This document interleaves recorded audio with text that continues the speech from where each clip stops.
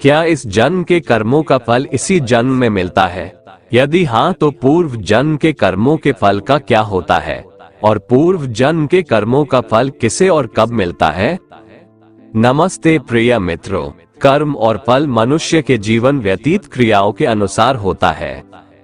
हमारा पूर्व जन्म कब, कहां और कैसे था, शायद ही किसी को पता हो, क्योंकि जब इंसान जन्म लेता है तो वह एक शिशु के रूप में होता है और जब वह बड़ा होता है तो संसार के माया जाल में फंस जाता है। इंसान के कर्मों का फल उसके जीवन के आधार के अनुसार होता है। तो पुनर्जन्म क्या है और क्या हमारे कर्म जन्म से लेकर मौत तक हमारा अनुसरण करते हैं? गीता में भगवान श्री कृष्ण ने अर्जुन को ये बात समझाई थी कि लोगों को उसके कर्मों का फल हमेशा मिलता है। आपने महसूस किया होगा कि बुरे लोग हमेशा बुरे कर्म करते हैं, फिर भी वह जीवन में सुखी और संपन्न रहते हैं, जबकि अच्छे लोग जीवन भर अच्छे कर्म करते हैं, फिर भी उसे अपमान और दर्द ही मिलता है। अक्सर लोगों के मन में ऐसा सवाल रहता है कि जो लोग अच्छे कर्म करते हैं वो परेशान रहते हैं, वहीं जो बुरे कर्म करते हैं वो खुशी से रह रहे होते हैं। अच्छे कर्म करने वाले परेशान होते हैं कि आखिर उन्हें इतनी परीक्षा क्यों देनी पड़ रही है, जबकि जो अधर्म की राह में है वो खुश है और जिंदगी का लुत्फ उठा रहे हैं। अक्सर लोग सोचते हैं कि अब अच्छाई का जमाना ही नहीं रहा।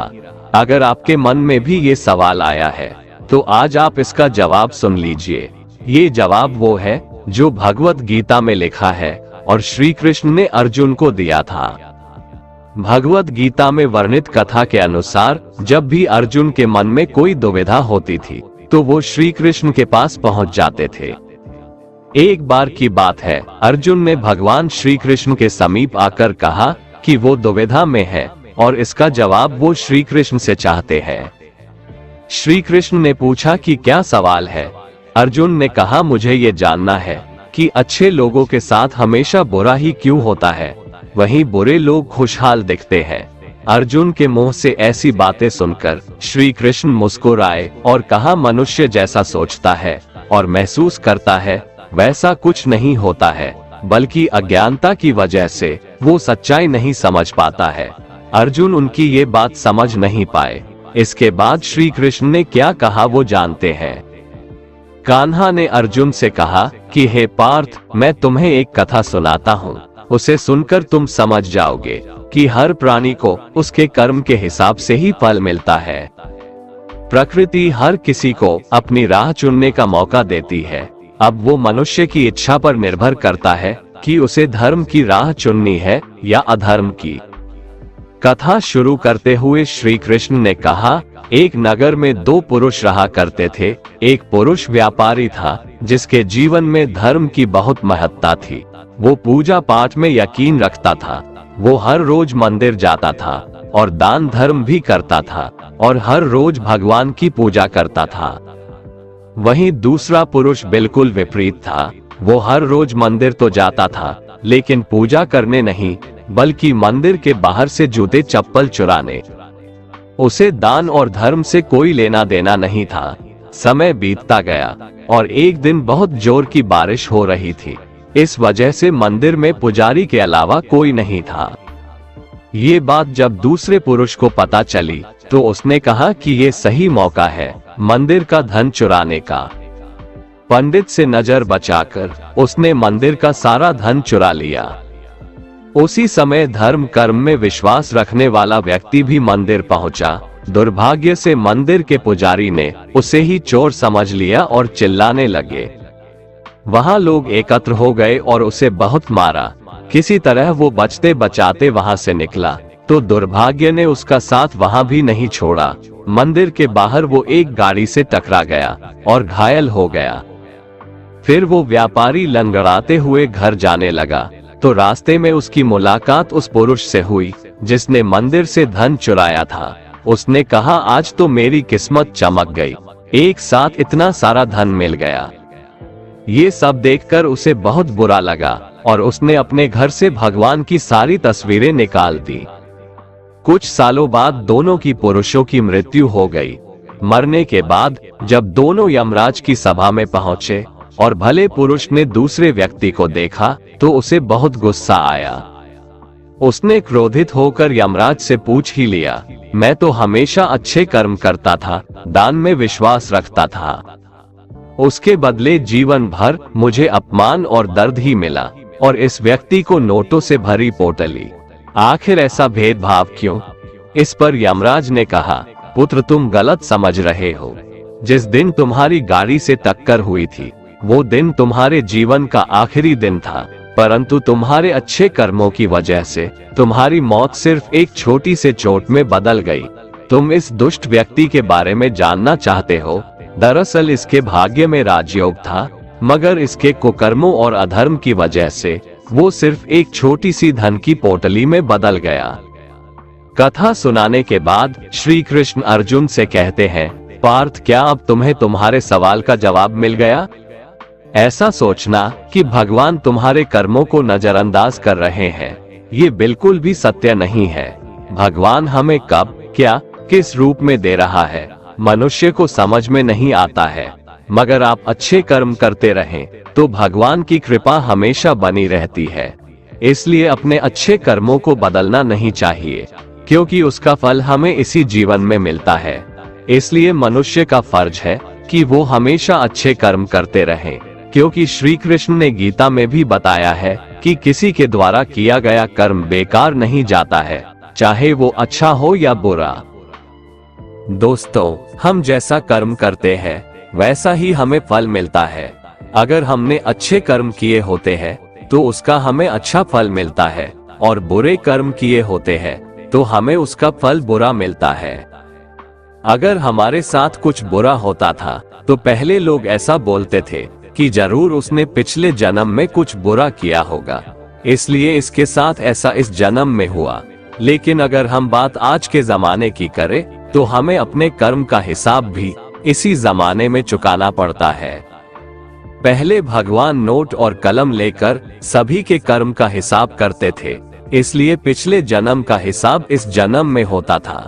लेकिन आज तो इंटरनेट का जमाना है, इसलिए भगवान भी लैपटॉप लेकर बैठते हैं और सभी के कर्म का हिसाब इसी जन्म में होता है। ये कहानी भी कर्म के बारे में ही है। हमारा जैसा कर्म होता है वैसा ही फल हमें मिलता है। एक छोटे से गांव में एक लड़का रहता था। वो लड़का बहुत ज्यादा गरीब परिवार से था। वो अपनी स्कूल की पढ़ाई करता था और स्कूल के बाद लोगों के घर घर जाकर सामान बेचने का काम करता था। इस तरह घर घर जाकर सामान बेचकर उसे जो भी पैसे मिलते थे उसी में से वो अपनी स्कूल की फीस भरता था। वो लड़का हर रोज की तरह एक दिन स्कूल के बाद दोपहर को सामान बेचने के लिए निकला था। उसे बहुत जोर की भूख लगी थी। उसने ये तय किया कि मैं अब जिस भी घर पे जाऊंगा और सामान बेचूंगा उस घर से पैसे नहीं खाना मांग लूंगा। वो एक घर के पास जाता है और बाहर से दरवाजा खटखटाता है। उस घर में से एक लड़की बाहर निकलती है और वो दरवाजा खोलती है। उस लड़के ने उससे पानी मांग लिया। लड़की ने देखा कि ये लड़का बहुत थका सा है। वो लड़की अंदर जाती है और सोचती है कि ये लड़का बेचारा न जाने कब से इधर उधर सामान बेचता होगा, शायद उसे भूख लगी होगी। लड़की ये सब सोच रही थी और वो उसके लिए पानी की जगह पर दूध का गिलास लेकर उसे देती है। लड़का बहुत भूखा था, इसलिए वो दूध पी लेता है और बहुत खुश हो जाता है।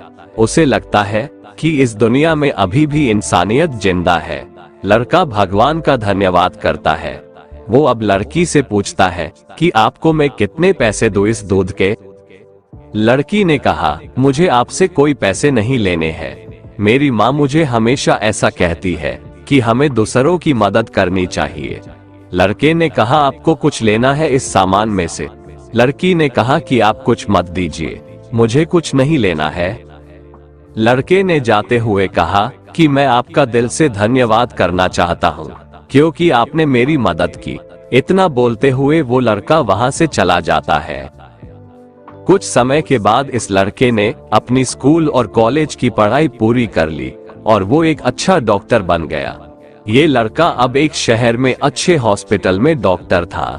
इधर इस लड़की के घर वालों की आर्थिक परिस्थिति दिन व दिन बिगड़ रही थी।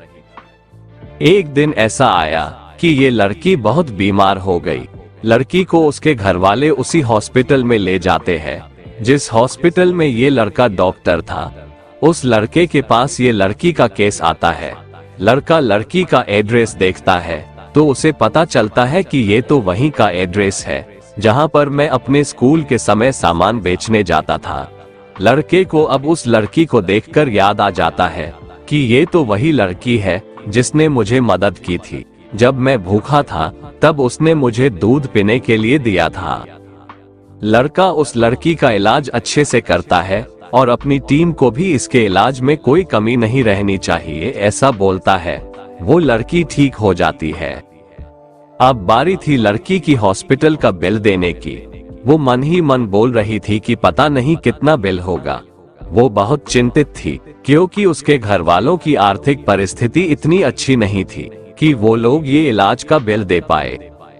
लड़की ने जैसे ही बिल का लिफाफा हाथ में लिया वैसे ही उसने देखा कि उसमें उसका जो भी इलाज हुआ था वो सब लिखा था और साथ में एक छोटी सी पर्ची भी थी। उस पर्ची में लिखा था कि आपने इलाज का बिल बहुत सालों पहले एक गिलास दूध से पे कर दिया है। डॉक्टर तभी वहां पर पहुंच जाते हैं और ये लड़की उनको पहचान लेती है और उनसे कहती है कि आपका बहुत बहुत शुक्रिया। दोस्तों, अगर आप कुछ अच्छा करते हैं तो अच्छाई आपके पास घूमकर जरूर आएगी। हमें अक्सर हमारे कर्म के हिसाब से ही फल मिलते हैं। जैसा हमारा कर्म होता है वैसा ही हमें कर्म का फल मिलता है। श्रीमद् भगवत गीता में योगीराज श्री कृष्ण महाराज ने संदेश दिया है कि अवश्यमेव भोक्तव्यम कर्म कृतम शुभाशुभम, अर्थात व्यक्ति को अपने किए हुए शुभ और अशुभ सभी कर्मों का फल अवश्य ही भोगना पड़ता है। मनुष्य अपने जीवन में जैसे जैसे कर्म करता जाता है वैसे वैसे ही उसके जीवन का निर्माण होता जाता है, परंतु परमात्मा ने मनुष्य को केवल कर्म करने की स्वतंत्रता दी है। कर्म फल की व्यवस्था परमात्मा के अधीन है। आपका जैसा कर्म होगा वैसा ही आपको फल मिलेगा, यह निश्चित है, क्योंकि परमात्मा न्यायकारी है। परमात्मा मनुष्य द्वारा किए जाने वाले प्रत्येक कर्मों को जानने वाला है। परमात्मा के आगे किसी की सिफारिश नहीं चलती। परमात्मा को कोई रिश्वत नहीं दे सकता, इसलिए परमात्मा को पूर्ण न्यायकारी कहा गया है। परमात्मा की अटल न्याय व्यवस्था से कोई भी आज तक न तो बचा है और न ही आगे बचेगा। इसलिए अच्छे कर्म करने वाला व्यक्ति निर्भय होता है और बुरा कर्म करने वाला व्यक्ति हर समय भयभीत होता है। अब सवाल ये है कि कर्मों का फल क्यों भोगना पड़ता है? क्या इसे टाला नहीं जा सकता है? दोस्तों, भगवत गीता के अनुसार कर्म का फल बिल्कुल भी टल नहीं सकता। हम चाहे कितनी भी चालाकियां कर ले, कितने भी होशियार रहें, बेशक पूरी दुनिया की आंखों में धूल झोंक दे, बेशक आप इस बात को जान ना पाए, बेशक हम सभी अपने कर्मों से अनजान बने रहें, सब भूल सकते हैं, दुनिया भुला सकती है, पर कर्मफल निरंतर चुपचाप एक छाया की तरह अदृश्य शांत चित हमारे संग संग चलता रहता है। दोस्तों, कर्मफल कभी टाला नहीं जा सकता है। टालना हमारे बस में है ही नहीं।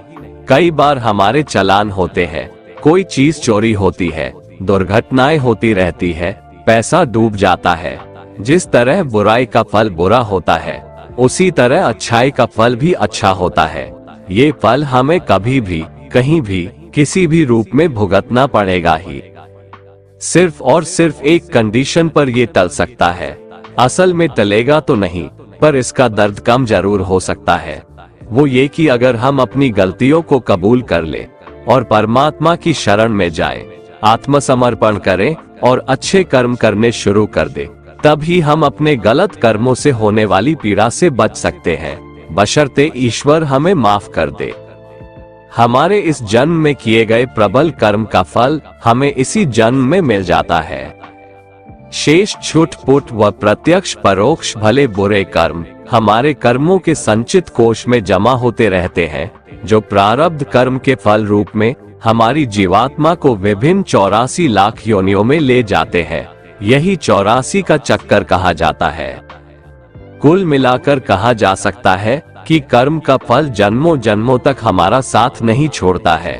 इसीलिए कर्म के सिद्धांत के अनुसार अपने जीवन को ढाल लीजिए और अपने कर्मों पर कड़ी नजर रखिए और ध्यान रखिए, कर्म, वाचा, मनसा, कर्मणा इन तीनों मार्गों से संपन्न होते हैं। इसका तात्पर्य ये हुआ कि किसी को मिथ्या या कटु वचन नहीं बोलना है, किसी के विषय में बुरा नहीं सोचना है, किसी का प्रत्यक्ष या परोक्ष बुरा नहीं करना है। यदि आपने ये तीनों नियम साध लिए तो ये सुनिश्चित है कि आप उत्तरोत्तर विकसित होते जाएंगे व जन्म दर जन्म कुलीन परिवार और उत्तम परिस्थितियों में जीवन जिएंगे। आपके जीवात्मा का निम्न योनियों में गिरना रुक जाएगा, बशर्ते कि आप अपने अहंकार के चलते किसी जन्म में पुनः उपरोक्त नियमों का उल्लंघन न कर बैठें। इस खतरे से बचने का एकमात्र उपाय यही है कि आप अकर्म की साधना में अपनी जीवन ऊर्जा खपाएं। अकर्म की साधना का तात्पर्य है ध्यान साधना द्वारा अपनी चेतना को अपने मन के परे स्थापित करते हुए अहंकार रहित जिए तथा हर कर्म को निष्काम भाव से अंजाम दें। इसे आप यूं भी समझ सकते हैं, मन के माध्यम से किए गए कर्म के साथ कर्म का फल ठीक उसी तरह से है जैसे आपके साथ आपकी परछाई। इस प्रकार उन कर्म फलों से बचा नहीं जा सकता, किंतु जैसे प्रकाश के ठीक नीचे खड़े होने पर हमारी परछाई नहीं बनती है, ठीक वैसे ही मन से परे रहते हुए आत्मा के प्रकाश में किए गए कर्म अपना फल देने के योग्य नहीं रह जाते हैं। महाभारत के युद्ध के पश्चात श्री कृष्ण भीष्म पितामह से मिलने पहुँचे तो भीष्म ने कृष्ण से पूछा कि हे केशव, मुझे इतना दर्द क्यों हो रहा है। तब श्री कृष्ण ने बताया कि पितामह, आप पिछले जन्म में राजा थे, आप कहीं जा रहे थे और रास्ते में एक सांप पड़ा था। आपने उसे मरा समझकर अपने तीर से उठाकर फेंक दिया और वो सांप नुकीली झाड़ियों में जा गिरा। उसके कांटे सांप के शरीर में बुरी तरह चुभ रहा था। सांप ने आपको खूब बद्दुआ दी थी, उसी का फल आपको मिल रहा है। जो कांटों का दर्द उसे हो रहा था, वही दर्द आपको तीरों की सैया के नुकीले बाण से हो रहा है। दोस्तों, इस प्रसंग से भी यह सिद्ध होता है कि पूर्व जन्म के कर्म का फल भोगना ही पड़ता है। दोस्तों, अब सवाल ये उठता है कि क्या इन कर्मों से छुटकारा पाने का भी कुछ उपाय है क्या? इसके लिए भगवान श्री कृष्ण ने गीता के 4 अध्याय में जो बताया है उसे सुनते हैं। श्री भगवान कहते हैं कि जो मनुष्य कर्म तो करता है लेकिन उस कर्म में अकर्म को देखता है, अर्थात ये नहीं सोचता है कि मैं ही करता हूँ, वह खुद को एक माध्यम समझता है, वह फल की इच्छा नहीं रखता, वह जानता है कि संपूर्ण कर्म परमात्मा द्वारा हो रहा है, ऐसे मनुष्य को कर्म नहीं बांधता है। जो पुरुष समस्त कर्मों में और उनके फल में आसक्ति का सर्वथा त्याग करके संसार के आश्रय से रहित हो गया है और परमात्मा में नित्य तृप्त है, उसके लिए भगवान की भक्ति के अलावा और कोई कर्म नहीं रह जाता है। अर्थात वह कर्म करते हुए भी वास्तव में कुछ भी नहीं करता।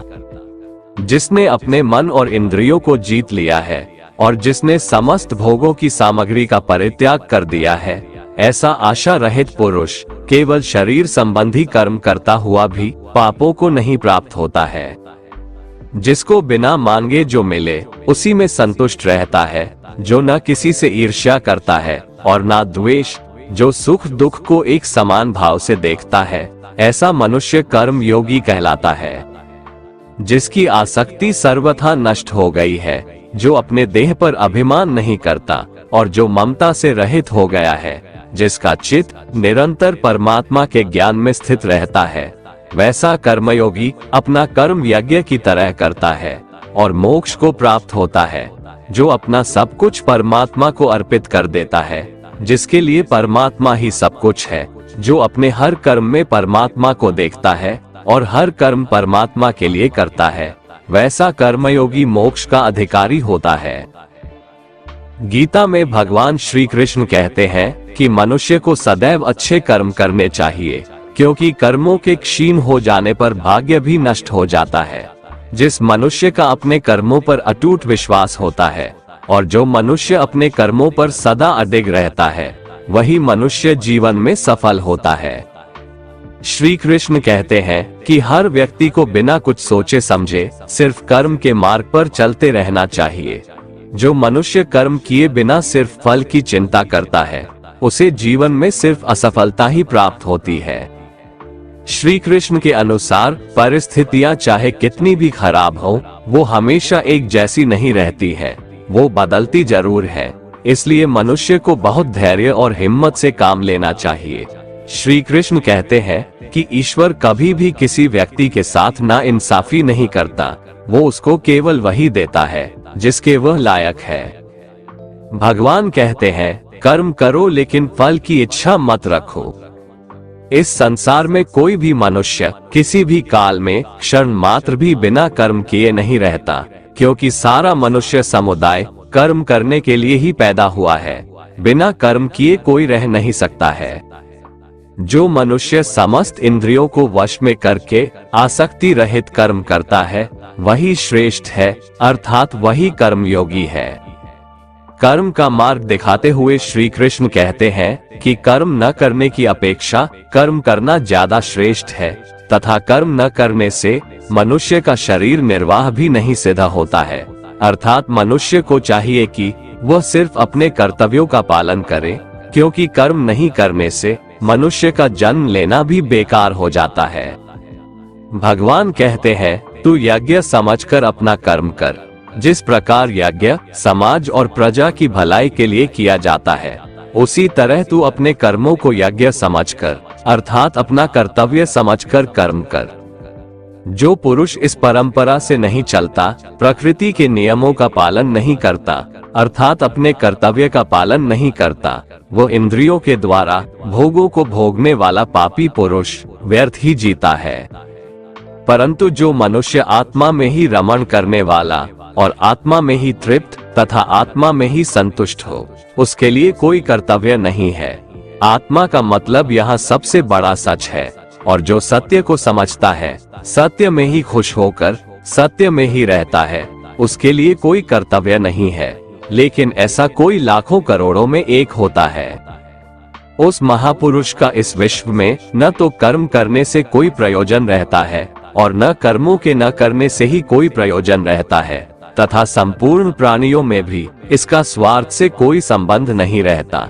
कहने का सीधा मतलब है, जिसे परमात्मा मिल चुका है वो कोई और दूसरा कर्म क्यों करे।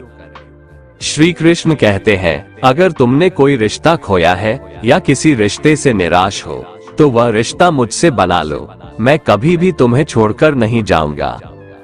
इसलिए तू निरंतर आसक्ति से रहित होकर, अर्थात अपनी इच्छा को त्याग कर सदा कर्तव्य कर्म को भली भांति करता रहे, क्योंकि आसक्ति से रहित होकर कर्म करता हुआ मनुष्य परमात्मा को प्राप्त हो जाता है। बहुत से ऐसे लोग हैं जो कर्म करते हुए ही परम सिद्धि को प्राप्त हुए थे। जनक आदि ज्ञानी जन भी आसक्ति रहित कर्म द्वारा ही परम सिद्धि को प्राप्त हुए थे, इसलिए कर्म करना ही उचित है। श्रीमद् भगवद गीता में श्री कृष्ण कहते हैं कि जीवन में कुछ भी स्थायी नहीं है, इसलिए स्वयं को अधिक तनावग्रस्त न करें। किसी के साथ चलने से ना तो कोई खुशी मिलती है और ना ही लक्ष्य, इसलिए मनुष्य को सदैव अपने कर्मों पर विश्वास करते हुए अकेले चलते रहना चाहिए। श्रेष्ठ पुरुष जो जो आचरण करता है, अन्य पुरुष भी वैसा वैसा ही आचरण करते हैं। वो जो कुछ प्रमाण कर देता है, समस्त मनुष्य समुदाय उन्हीं के पद चिन्हों पर अपने रास्ते चुनता है। इसलिए सज्जन व्यक्तियों को सदैव अच्छा व्यवहार करना चाहिए। कान्हा कहते हैं मेरा इन तीनों लोकों में न तो कुछ कर्तव्य है और न ही कोई वस्तु प्राप्त करने योग्य है, फिर भी मैं कर्म में ही बरतता हूँ, अर्थात मैं भी कर्म करते हुए अपने कर्तव्य का निर्वाह करता हूँ। श्री भगवान कहते हैं यदि मैं कर्मों को करने में सावधानी ना बरतूं तो बड़ा अनर्थ हो जाएगा, क्योंकि मनुष्य सब प्रकार से मेरे ही मार्ग का अनुसरण करते हैं। इसलिए यदि मैं कर्म न करूं तो ये सब मनुष्य नष्ट भ्रष्ट हो जाएंगे और मैं संकर्ता का करने वाला हो जाऊंगा तथा इस समस्त प्रजा को नष्ट करने वाला बन जाऊंगा। जिनमें समझ नहीं होती वो कर्म में आसक्त होकर कर्म करते हैं। आसक्ति रहित विद्वान को भी चाहिए कि वह भी लोगों को सही दिशा दिखाने के लिए उसी प्रकार कर्म करे। जो ज्ञानी हैं, जिन्हें ईश्वर की सच्चाई मालूम हो चुकी है, उनकी ये जिम्मेदारी बन चुकी है कि उनके काम करने के तरीके से कहीं किसी और के मन में काम करने के प्रति अश्रद्धा या अपमान ना पैदा हो जाए। इसलिए उन ज्ञानी जनों के लिए ये जरूरी है कि वो ऐसा उदाहरण सामने रखें जिससे हर कोई अपना कर्म, अपना कर्तव्य करने के लिए प्रेरित हो। वास्तव में संपूर्ण कर्म सब प्रकार से प्रकृति के गुणों द्वारा किए जाते हैं, तो भी जिसका अंतःकरण अहंकार से मोहित हो रहा है, ऐसा अज्ञानी मैं करता हूँ ऐसा मानता है। तामसिक गुण वाले व्यक्ति आलस्य या नींद इसी प्रकार के कर्म करते हैं। राजसिक गुण वाले बात बात पर शौर्य या बहादुरी दिखाने का काम करते हैं, लेकिन ज्ञानी मनुष्य जानते हैं उसके गुण ही उससे कर्म करवा रहे हैं, और जो ज्ञानी नहीं होते वो समझते हैं कि सब कुछ वही कर रहे हैं। कर्म में लगे हुए ज्ञानियों को ये जानना चाहिए कि गुण ही उनसे कर्म करवाते हैं, वो खुद कुछ भी नहीं करते।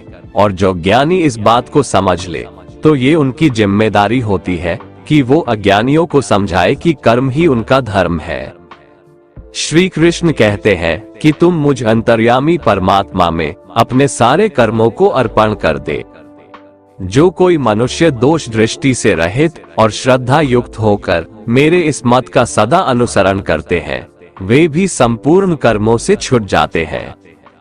परंतु जो मनुष्य मुझ में दोषारोपण करते हुए मेरे इस मत के अनुसार नहीं चलते हैं, उन मूर्खों को तू संपूर्ण ज्ञानों में मोहित और नष्ट हुआ ही समझ। गीता में श्री कृष्ण कहते हैं, दूसरे के कर्तव्य का पालन करने से भय होता है और स्वधर्म में मरना भी बेहतर होता है। श्री कृष्ण के अनुसार हमें दूसरे का अनुसरण या नकल करने की बजाय स्वधर्म को पहचानना चाहिए। दूसरों का अनुसरण करने से मन में भय उत्पन्न होता है। श्री कृष्ण के अनुसार डर हटाने का एक ही उपाय है, और वो है अपना स्वधर्म पहचानना और उसी में जीना। भगवान कहते हैं, रजोगुण से उत्पन्न होने वाले काम वासना और क्रोध ही मनुष्य से पाप कर्म करवाते हैं।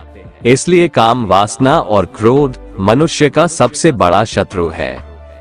जिस प्रकार धुएं से अग्नि और धूल से दर्पण ढक जाता है तथा जिस प्रकार गर्भाशय से गर्भ ढका रहता है, उसी प्रकार कामनाओं से ज्ञान ढका रहता है। इस प्रकार शुद्ध चेतन स्वरूप जीवात्मा का ज्ञान कामना रूपी नित्य शत्रु द्वारा ढका रहता है, जो कभी भी तुष्ट न होने वाली अग्नि की तरह जलता रहता है। इंद्रियां, मन और बुद्धि कामनाओं के निवास स्थान होते हैं। इनके द्वारा कामनाएं ज्ञान को आच्छादित करके जीवात्मा को मोहग्रस्त कर देती है। इसलिए मनुष्य को चाहिए कि प्रारंभ में ही इंद्रियों को वश में करके और आत्मज्ञान और आत्म साक्षात्कार में बाधा उत्पन्न करने वाली इन महान पापी कामनाओं का ही बलपूर्वक खात्मा कर दे और कर्म योग के द्वारा परमात्मा की भक्ति करके समस्त कर्मों से छुटकारा प्राप्त कर ले। दोस्तों, अगर आपको हमारा ये वीडियो पसंद आया तो कमेंट में जय श्री राधे कृष्ण लिखें, और ऐसे ही प्रेरणादायक वीडियो देखने के लिए हमारे चैनल को सब्सक्राइब कर लें। जय श्री राधे कृष्ण।